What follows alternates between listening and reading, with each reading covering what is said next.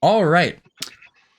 Aujourd'hui, on a avec nous autres Fred de Deadwood sur l'Oracadie. On parle de tout ce qui se rattache à la peur aujourd'hui. Aujourd'hui, encore une fois, on parle du médium de la musique métal spécifiquement. Je fais souvent des parenthèses sur la musique métal parce que pour moi, de tous les genres de musique, c'est le genre de musique en a pour baigner dans le macabre. Euh, je vais te laisser t'introduire un petit peu à mon audience, Fred. Dans le fond, je suis Fred Elément, je suis guitariste du groupe Deadcore de Montréal, Deadwood. J'ai fondé le groupe en 2020, pendant la COVID. J'ai fait ça avec l'ancien chanteur qui était là. Puis là, maintenant, on est full setup. Ça roule depuis ces années-là. On a une centaine de shows de faits déjà. Puis là, on s'en va en tournée au Japon dans un mois. On part le 9 avril, on s'en va au Japon pendant. On fait 4 shows là-bas. Puis après ça, on revient au Québec. Puis là, on fait show au Québec, on fait show aux États-Unis. On s'en va en Acadie, on s'en va à Bois-Blanc au Savage Fest. Ouais. Puis après ça, on continue notre petite routine. Il y a d'autres choses qui vont se rajouter. L'année prochaine, c'est l'Europe. Puis c'est ça. Ça roule de même, hein. C'est quand même assez fou parce que tu vois, moi, je suis directeur adjoint avec Eddie pour le Savage Fest. Puis avoir un groupe de votre ampleur qui vient dans mon hometown à moi, Bois-Blanc, c'est un petit peu fou à penser. Là, ce centre-là, j'ai grandi là. Fait que c'est quand même fou à penser que Deadwood va être à Bois-Blanc cet été. Fait que j'aimerais briser la glace par dire que j'aime célébrer la peur, mais quand on y réfléchit, ça peut être quelque chose de négatif, surtout quand ça naît de l'ignorance. T'sais, à cause de la peur, il y a de nombreux artistes de métal qui ont été censurés, puis ça peut conduire à la censure, puis au détriment d'un style de musique au complet. T'en penses quoi de ça? Ah, mais tu sais, on peut regarder exemple, on prend juste exemple. Moi, j'ai grandi. Dans le fond, j'ai commencé à écouter de la musique métal, il y avait c'est Pantera, pis ça, mais il y a eu Marilyn Manson, qu'on peut considérer comme un artiste qui faisait peur, entre parenthèses, tu sais. Puis ça, mais oui, souvent, le monde qui ne connaissent pas, souvent juge ou qu'on peut dire qu'ils ont peur en partant, là. Fait que je pense que ça peut être. Ouais. Fait que c'est ça, moi, dans le fond, j'ai l'impression que le métal crée une sorte de genre panique satanique chez certaines personnes. La musique elle-même fait peur parce qu'on l'associe souvent au diable. Comment est-ce que vous autres, vous vivez cette panique satanique-là? C'est quoi votre attitude envers ça? Je te dirais, nous autres, on est athées pas mal, puis on joue avec ça beaucoup, Mhm. dans le sens, si tu prends exemple, tout ce qui, dans notre prochaine vidéo qui va sortir le 4 avril avec la chanson Heretic, Oui. ça parle de, de la possession. Le vidéo est très horreur aussi. C'est un sujet, moi, en tant que musicien, je me sers beaucoup de ça. Tout ce qui est horreur, histoire d'horreur, le look, on aime donner, on aime faire peur, on aime le côté sombre, noir Oui. de tout de ce côté-là. On s'en sert beaucoup avec Deadwood, c'est très fort. Mhm. Puis justement, du côté, encore une fois, de toutes les, la façon que le monde voit le métal en général, tu sais, comme, y a-tu des initiatives, vous autres, que vous prenez pour briser les stéréotypes que selon les métalleux sont, entre guillemets, des mauvaises personnes, comme par exemple, avez-vous déjà entamé comme, tu sais, des collègues de fans, des engagements Oui. communautaires? Oui, ben oui. Moi-même, j'ai organisé un concert il y a 2 ans, un concert au Fofone électrique pour ramasser des fonds pour les sans-abri. Ok. J'avais invité de la grosse crème du métal au Québec. Là. Ça avait bien fonctionné. L'année passée, on a joué gratuitement pour un enfant à Trois-Rivières. On a joué gratuitement pour un enfant avec des besoins. Il avait besoin d'un véhicule spécialisé. Fait qu'on a joué, on a joué gratuitement. Là, on a déjà fait le Rockfest pour la santé mentale il y a 2 ans aussi. Fait que, tu sais, on donne une image de band. On est catégorisé comme Deadwood, le band qui fait peur. Deadwood, on sourit pas. Tu sais, on joue à. C'est notre image. On force là-dessus parce on aime ça. Tu sais, je veux dire, on le ressent, on aime ça. Mais tu sais, on a tous des enfants. On n'est pas des monstres. On va pas se sacrifier du monde, là. Mais ouais, on est gros fans de films d'horreur, gros fans de tout ce qui est possession, ces affaires-là, ouais. Carrément, puis tu vois, moi aussi, même si sur l'horreur Acadie, je fais souvent des parenthèses sur l'horreur puis le macabre parce que c'est un esthétique que j'apprécie, je vais quand même comme out of my way pour faire des initiatives communautaires. Par exemple, je fais souvent des activités d'art avec un centre jeunesse dans la péninsule. Fait que, tu sais, moi aussi, une de mes missions, c'est de vraiment comme briser ces stéréotypes-là. Mais quand tu me parles du fait que vous aimez l'horreur, j'aimerais parler de l'imagerie de vos couvertures d'albums parce que quelque chose qui struck out beaucoup pour moi, c'est votre imagerie quand ça vient à Nemesis, à Gin Spit, Straight Blade, Inhuman même. Côté visuel, mon préféré, j'aime beaucoup Inhuman. D'où viennent ces idées-là pour l'imagerie? Euh, pour vrai, je veux dire, je suis le. Je vous dis, tout, tout passe par mes idées au départ, puis ça se transforme comme ça, mais je suis vraiment un gros fan fini de films d'horreur. Mhm. Je suis vraiment. Fait que ce que j'essaie de montrer, je veux attirer l'attention avec des images qui vont rendre le monde mal à l'aise un peu, qui vont se poser la question, comme Inhuman. Tu ne sais pas, c'est une femme, un monsieur, c'est quoi comme personnage, c'est quoi? Carrément. Le titre le dit, tu sais, c'est juste à part. Tu le sais pas, C'est mais inhumain. ben c'est ça, puis ça rend mal. T'es mal à l'aise. Tu regardes cette image-là, tu fais comme tabarnak, ok, ouais, non. Mais c'est ça, tu sais, comme là, la nouvelle pochette qu'on a sortie pour notre prochain EP, Oui, euh, on vient de la lancer. Et ça, si tu peux voir, il y a comme 4 mages qui descendent un escalier. carrément. Ça sort de nulle part, là. Je veux dire, c'est horreur, là. Ça porte à. C'est quoi? Ça sort de où? C'est qui? Tu sais? Fait que c'est ça, dans le fond. Deadwood, on se sert beaucoup de ça. Ça va paraître dans notre prochaine vidéo, vous allez voir. C'est quand même assez fucké. Moi, puis si je m'attarde un petit peu, c'est écrit Rituals of a Dying Light sur la prochaine pochette. Oui. C'est ça. C'est. Je ne veux pas trop en parler parce Ouais, qu'on va avoir un gros press release par rapport, même qu'on sorte Heretic, on va annoncer la date tout ça en même temps de la sortie du EP. Mais c'est un album concept. Donc, ça a tout un lien, toutes les tunes ont un lien ensemble. ouais, puis même si je m'arrête à Désolation, ce que vous avez posté en 2021, là, encore une fois, sur l'imagerie de ça, là, l'homme qui est plongé genre sous l'eau, genre une de mes plus grosses phobies, là, j'ai peur de l'eau à mourir. Là. Ouais. Fait que ça joue un petit peu avec ça, honnêtement, puis c'est ça, je voulais te demander, tu sais, qu'est-ce que ça signifie pour toi de te démarquer du style conventionnel, tu sais, de l'art standard avec des styles macabres puis choquants. J'imagine que tu as un attachement à ça, comme tu l'as déjà témoigné. Là. Ouais, mais moi, je fais partie de la scène deathcore back in the day. J'ai joué dans Iron Dissonance, j'étais dans The Plasma Rifle, j'ai fait des tournées avec The Spice Icon, Beneath the Massacre.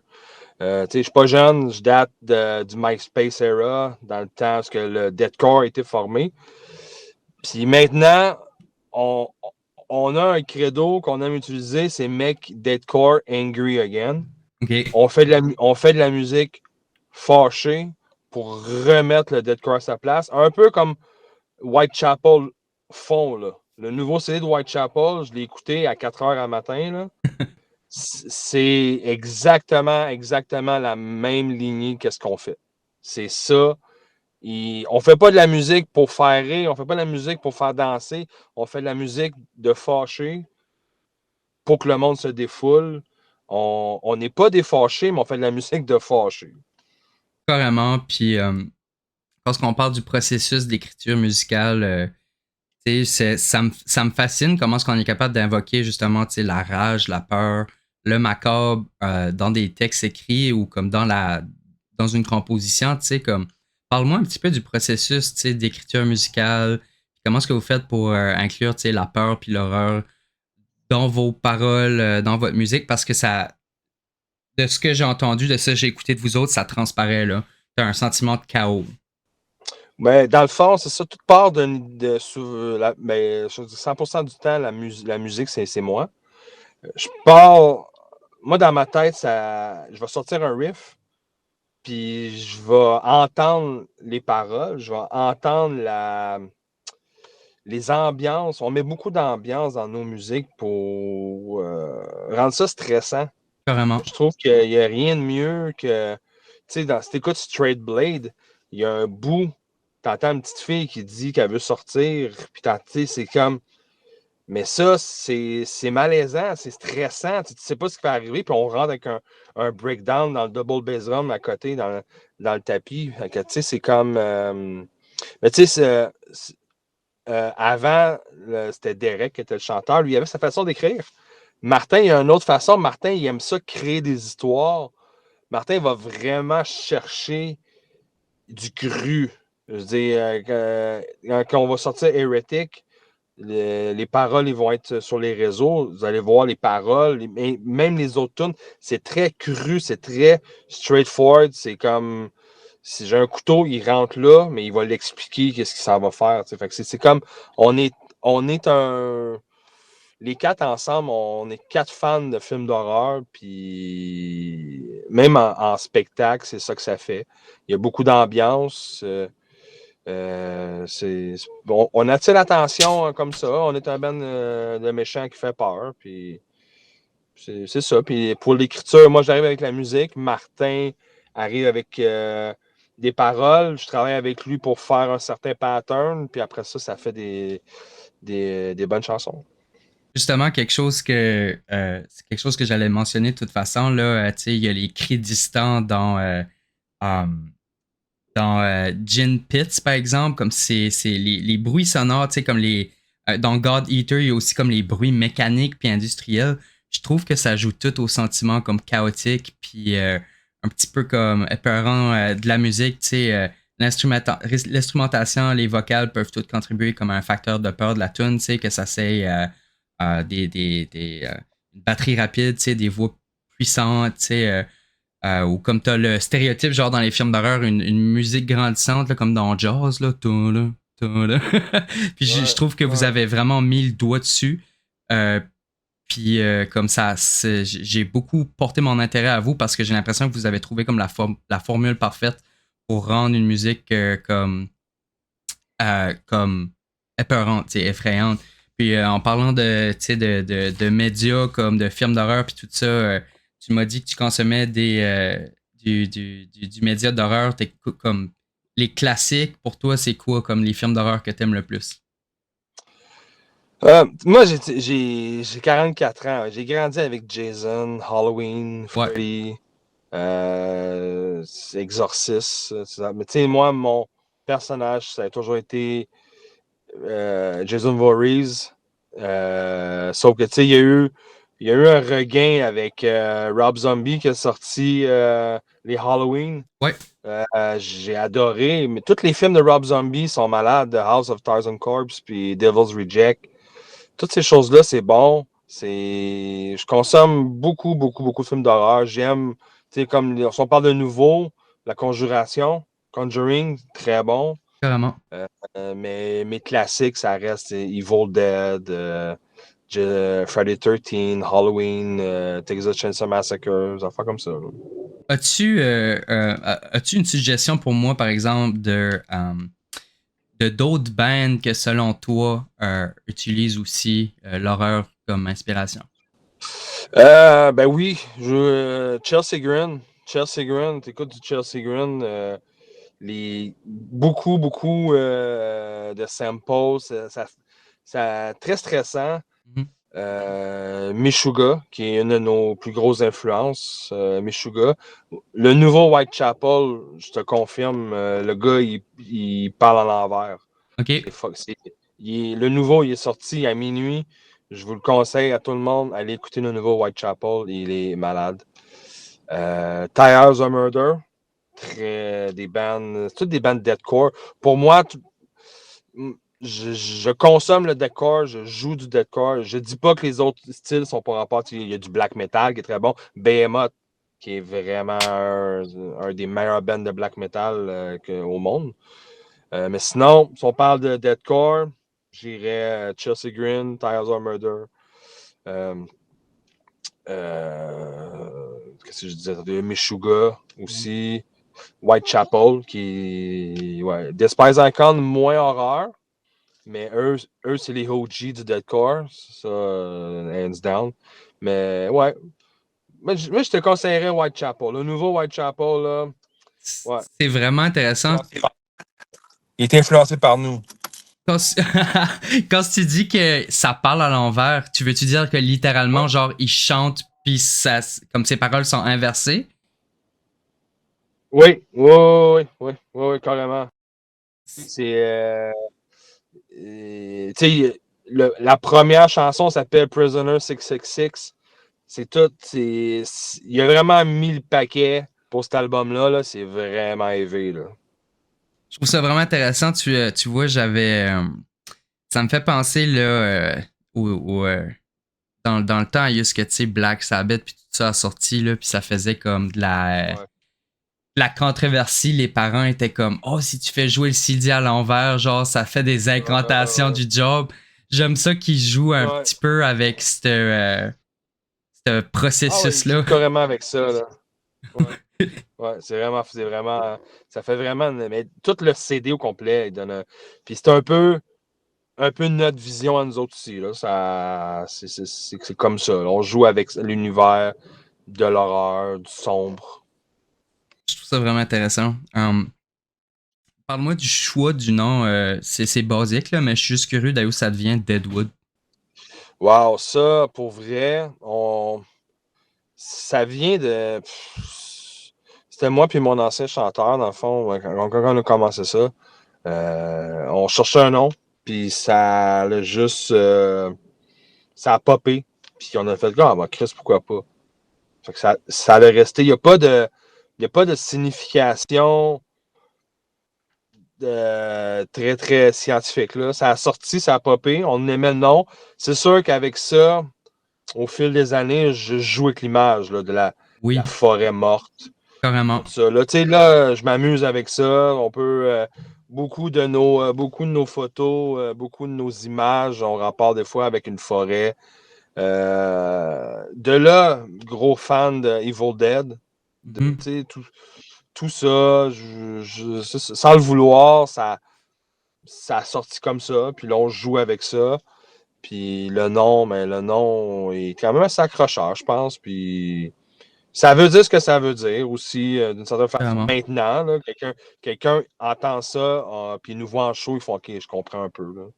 Carrément. Puis j'essayais de trouver un mot pour qualifier le style qui revenait d'un album à l'autre ou juste de votre esthétique visuelle en général. Fait que Forêt morte sonne parfait pour moi parce que je voyais comme j'avais envie de dire presque celtique, mais c'était pas le mot, là. C'est un peu cryptide, comme un. Tu sais, là, juste dans Straight Blade, le crâne avec le panache, là, ça me faisait beaucoup penser à la légende du Wendigo. Fait que. Oui. Ouais, fait que je voyais, j'en marquais justement qu'il y avait un style visuel comme qui se répétait aussi, tu sais, dans God is Dead, là, t'as justement genre on pourrait dire comme un démon, là, avec le prêtre, mais tout ce qui se trouve autour ressemble à des branches, puis vraiment le pattern de Forêt morte revient beaucoup, puis c'est un style esthétique que j'apprécie énormément. Ben, ouais, non, c'est ça, les deux, on avait un certain style d'écriture avec mon ancien chanteur, puis Martin colle parfaitement au style qui était déjà là. Il fait à sa sauce. Comme Martin, sa première chanson qu'il a écrite avec nous, c'est Gin Spitz. OK. Puis c'est dans l'écriture, c'est le même. Sauf que là, on a upgradé, on est plus mature. Tu sais, dans Heretic, maintenant on chante dans une autre langue. OK. Ouais, là, je pense qu'on va fesser fort avec ça. Là. Ça fait depuis le mois. Ça fait plusieurs fois qu'on la joue en show, OK. mais ça fait depuis le mois d'octobre qu'elle est finie. Là. Puis on a hâte. Là. Carrément. Faudrait garder un œil là-dessus. Tu sais, aussi, quelque chose qui struck out pour moi, c'est tu sais, les titres, juste les titres de tes albums. Tu sais, on a tu sais, Nemesis, Gin Pits, encore une fois. Je me demande, Gin Pits, ça vient-tu de la légende du gin?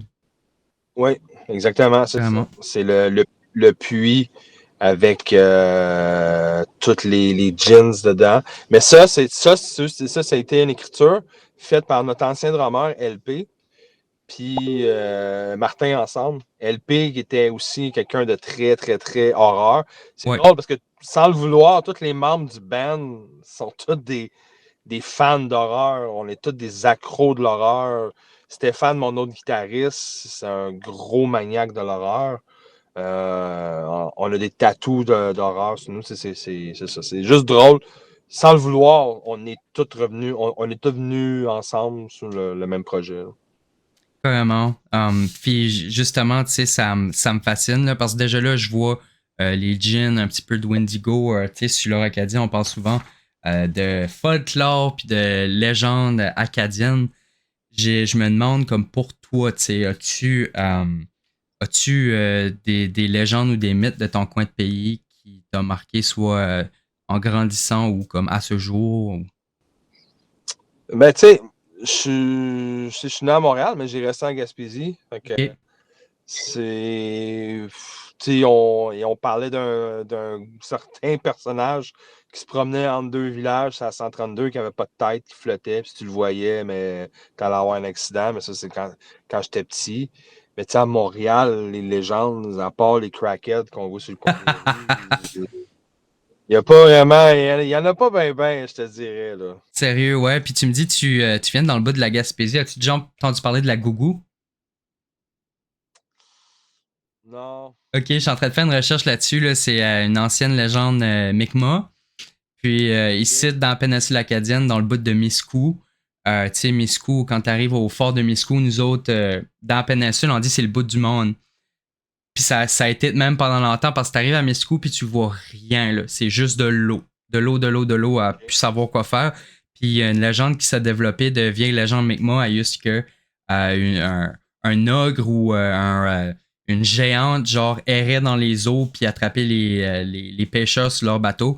Puis je suis en train de faire mes recherches là-dessus. Puis la Gougou, on entend parler à Bonaventure, on entend parler en Gaspésie, dans la péninsule acadienne. Fait que OK. j'étais curieux de savoir si t'en avais entendu parler. Um, Non, non, non, non. Non, malheureusement, non. Mais je vais puis, m'informer. carrément, ouais, c'est super intéressant. Puis, quand ça vient à parler d'histoire vécue, tu sais, ici sur l'Oracadie, moi, je suis quand même assez sceptique. Là. Je suis pas quelqu'un qui croit aux fantômes ou rien de ça. Mais je pensais te poser la question, tu sais, as-tu des histoires vécues à me raconter, soit tu sais, avec le paranormal, des rêves fuckés, tu sais, des expériences creepy qui t'ont arrivé dans le bois, as-tu quelque chose du genre ou... Non, pour vrai, pour ce côté-là, je suis plate un peu. J'ai imagine, puis j'ai mis en musique, c'est pour vrai, j'aime mieux faire peur avec des affaires que j'invente que des affaires que j'ai vécues parce que non, je suis peut-être plate de ce côté-là. Non, j'ai pas rien vécu pas de rêve bizarre non plus. Tu sais, c'est tout de là que, en tout cas, selon moi, c'est tout de là que ça a commencé. Tu sais, le monde d'avant se cantait des histoires, puis ça passait les journées en se cantant des histoires de Ouais, ouais, voyages ouais. qu'ils avaient fait, puis ça inventait Ouais, c'est ça, des créatures mythiques avec ça, puis de bouche à oreille, ben, ça prenait des proportions comme énormes. Um, ouais. mais je trouve ça vraiment intéressant. Puis pour moi, tu sais, j'ai pas tout le temps été un fan de métal. Puis l'horreur m'a apporté au métal. Fait que je trouve qu'il y a de la valeur euh, en parlant avec toi, d'essayer de faire la connexion comme pourquoi le métal est un si bon médium comme pour transmettre l'horreur que pourtant, tu sais, tu vois pas ça dans le jazz, tu vois pas ça dans le pop, tu vois pas ça. Tu sais, on va s'entendre que. Ouais, non, hein. Non, mais je pense parce on fait un style de musique qui est, je peux pas dire hors norme, plus Mhm. moins populaire, ça c'est sûr, certain. Euh, Monsieur, Madame, tout le monde vont pas triper sur des films d'horreur. Monsieur, Madame, tout le monde vont écouter Star Academy. Et je veux dire, nous autres, c'est pas notre public cible.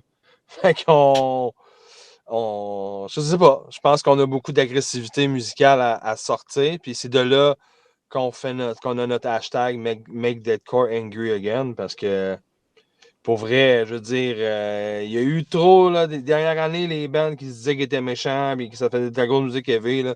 Non. Non. Moi, non. J'ai pas accroché à ça, là. Fait que, on en revient aux sources, comme on dit, là. Carrément. Fait que dans le fond, man, j'imagine que à venir pour vous autres, on garde un œil sur Heretic. Yes, sir. On Le 4 vous. avril. Le 4 avril, puis à part de ça, tu sais, encore une fois, mon audience fait majoritairement partie du Nouveau-Brunswick, Nouvelle-Écosse. À ne pas manquer Deadwood cette année au Savage Fest 2025. Yes, le 28 août, on va être. C'est nous autres qui clôture le Savage Fest. Je suis bien content, pour vrai. On avait été à Fredericton l'année passée ou l'autre année d'avant. OK. Je m'en souviens pas, je suis plus sûr. Ouais, l'autre année d'avant. Ouais, en 2023, j'en avais joué à Fredericton. Puis ça fait longtemps que j'en parle d'y retourner. J'avais passé en entrevue l'autre fois avec Eddie Savoie, puis on avait parlé, puis là, quand j'ai vu Manis Savage Fest, j'ai lancé l'idée, t'as-tu besoin? Puis elle m'a dit non, non, je suis complet. Puis là, oh, il y en a un qui a cancellé. Elle m'a demandé, je vois, ça va me faire plaisir. Fait qu'on va y aller en plein été, on va profiter de la fin de semaine, de la journée dans le fond, parce qu'on joue jeudi soir, je pense, jeudi le 28. Fait que, ouais, ça va être. J'espère que le monde, ils vont se présenter parce que ça va brasser. Ouais, c'est prometteur comme show, honnêtement. Fait que dans le fond, merci d'avoir pris ton temps, man. Puis, Hey, merci à toi, man. tu sais, j'ai hâte de te voir au Savage Fest cette année. Si vous avez des histoires vécues, des anecdotes à partager ou tout simplement des sujets que vous aimeriez m'entendre parler d'eux sur l'Or Acadie, n'hésitez surtout pas à me rejoindre personnellement par message privé sur Facebook, Instagram, TikTok ou par email. Vous pouvez aussi enregistrer votre histoire avec votre cellulaire en utilisant votre enregistreur vocal et en me l'envoyant par email. Votre implication est le backbone et la fondation de l'Or Acadie. Sans vos témoignages, rien de ceci ne serait possible. Visionnez et écoutez mon contenu sur TikTok, Instagram, YouTube et Facebook, ainsi que sur les ondes de Savage les vendredis, et gardez l'œil ouvert pour mes futures apparitions sur Acadie TV. À la prochaine, mes brebis garous.